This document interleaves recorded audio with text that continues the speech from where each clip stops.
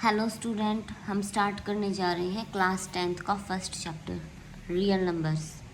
Real numbers chapter शुरू करने से पहले हम नंबर्स के बारे में कुछ डिटेल्स जान लेते हैं। क्लास 9th में हम वैसे पढ़ के आए हैं कि नंबर्स क्या होते हैं, कैसे होते हैं, पर फिर भी हम एक बार रिवाइज़ कर लेते हैं कि नंबर्स क्या होते हैं, इनको किस चीज़ से डिनोट किया जाता है और कौन से नंबर में कैसे क्या यूज़ होते हैं, एक्सेट्रा वगैरह वगैरह। तो चलो स्टार्ट करते हैं। नंबर्स देखो, सबसे पहले हमारे आते हैं नेचुरल नंबर्स। नेचुरल नंबर कौन से होते हैं?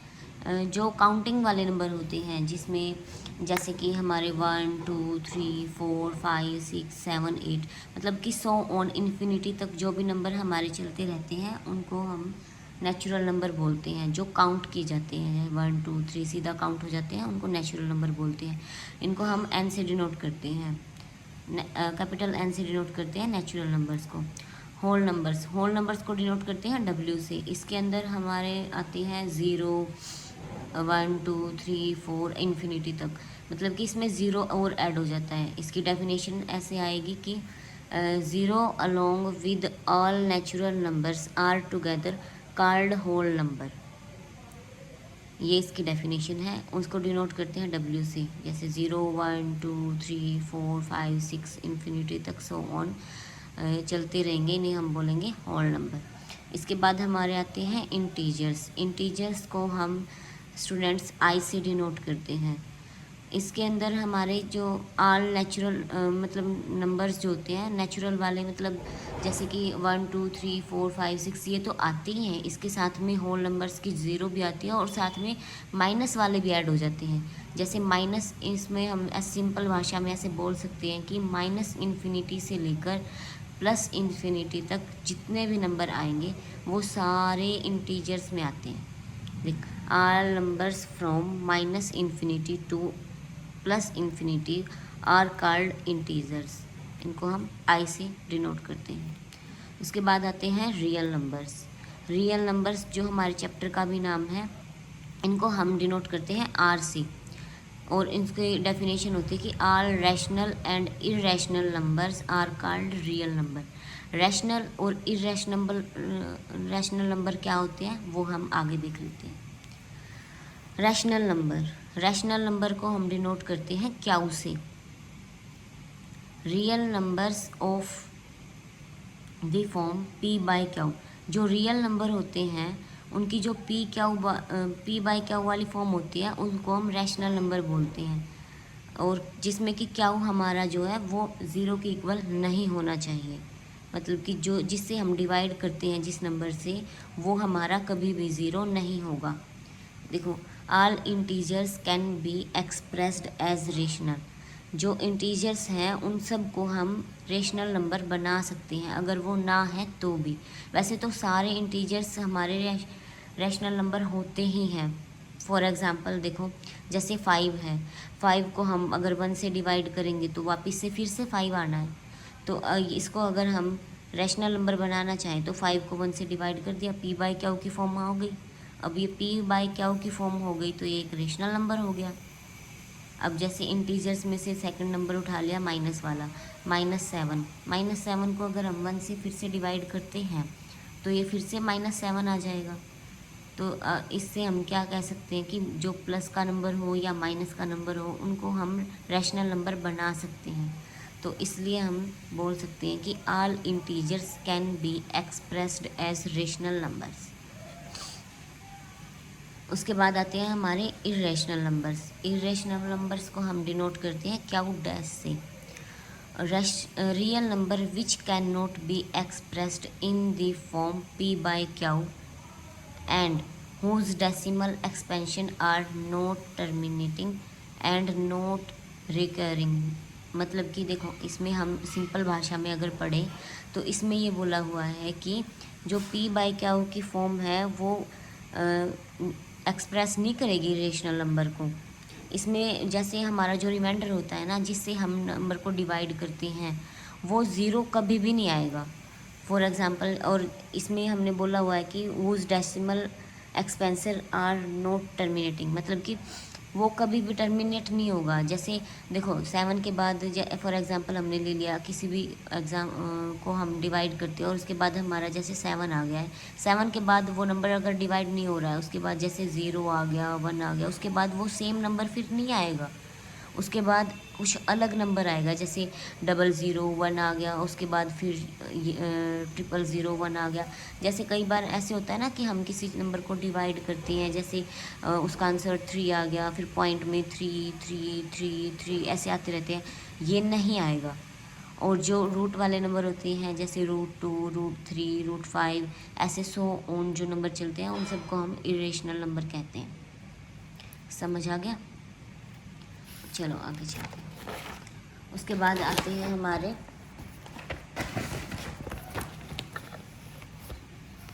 Prime number.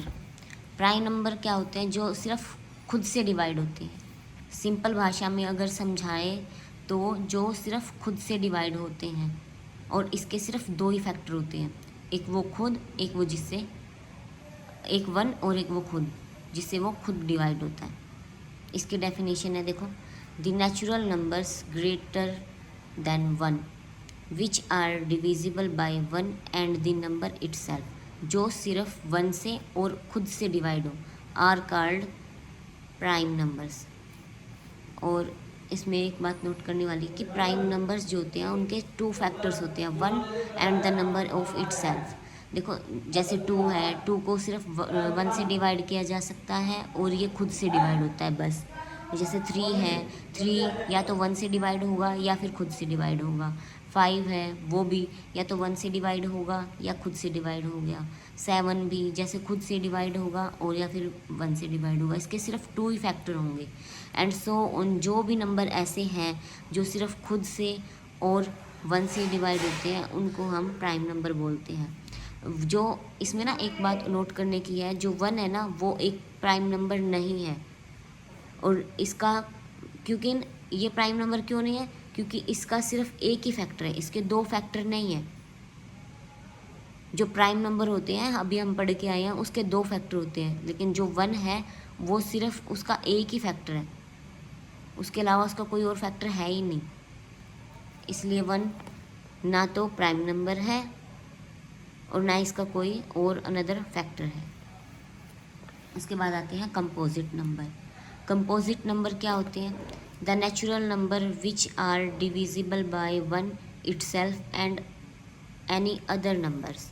फॉर एग्ज़ाम्पल देखो इसमें अगर साधारण भाषा में अगर समझे कि जो भी नेचुरल नंबर्स में होते हैं, देखो 1 2 3 4 5 नंबर्स तो सभी होते हैं, लेकिन उनमें से जो भी नंबर ऐसे होंगे जो खुद से भी डिवाइड हो रहे हैं, 1 से भी डिवाइड हो रहे हैं और किसी और से भी डिवाइड हो रहे हैं, उनको हम कंपोजिट नंबर कहते हैं। जैसे देखो फॉर एग्जांपल ले लिया 4 देखो 4 से खुद से भी डिवाइड हो रहा है, उसके अलावा ये 1 से तो हो ही रहा है, ये 2 से भी डिवाइड हो रहा है।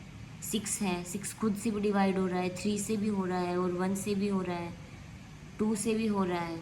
ऐसे ही 8 9 देखो 3 से भी हो रहा है, खुद से भी हो रहा है।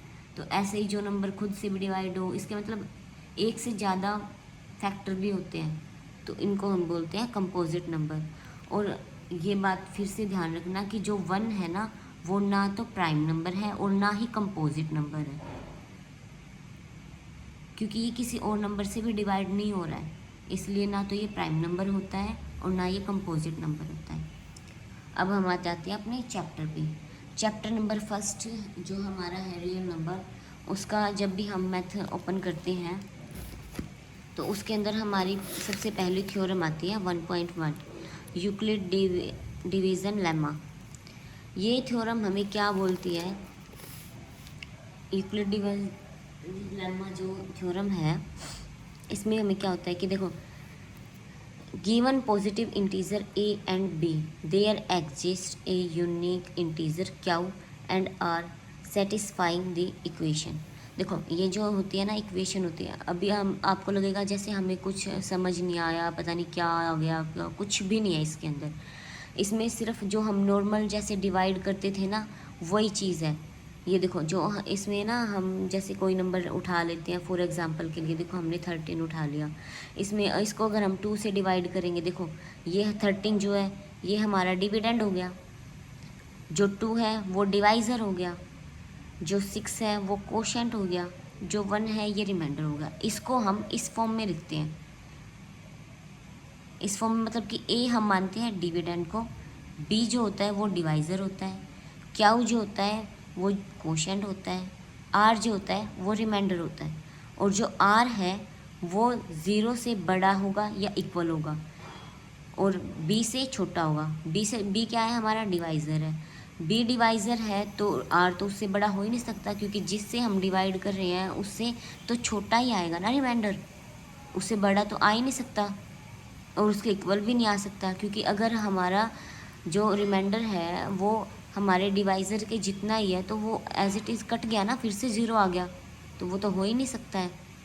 तो इसमें कुछ भी नहीं है, सिर्फ ये इक्वेशन सिंपल सी है कि ए हमने डिविडेंड को मानना है, B divisor, Q quotient, R remainder. और इसको जैसे कोई भी जो डिवाइड हम कर रहे हैं उसको अगर हम इस इक्वेशन की फॉर्म में लिखें तो कैसे लिखा जाएगा, ए की जगह पे हमने लिख दिया 13, डिवाइज़र की जगह पे बी की जगह पे हमने लिख दिया 2, और क्यू जो कोशेंट है वो हमारा आया है 6, उसके बाद जो रिमाइंडर बचा वो कितना बचा है 1। बस ये हमारी ये थ्योरम है। ये थ्योरम जो है आगे यूज़ होगी और इसी के थ्रू हम HCF निकालना भी सीखेंगे। तो नेक्स्ट पे आ जाते हैं। इसको और अच्छे से समझने के लिए हमने एक और एग्जाम्पल ले लेते हैं कि एल्गोरिथम कैसे वर्क करती है ये थ्योरम। इसको समझने के लिए हमने एक एग्जाम्पल ले लिया है 455 एंड 42। मतलब कि जो हम पढ़ के आए हैं एल्गोरिथम वो कैसे वर्क करती है उसको अभी हम यूज़ करना सीख रहे हैं।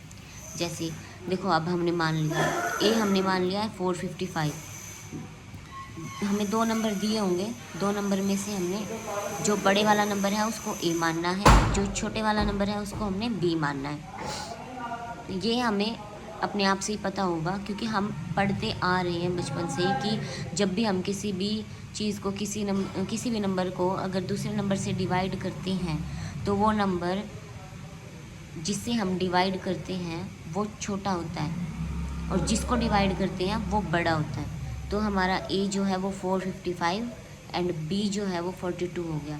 और अब हम इसको डिवाइड करते हैं।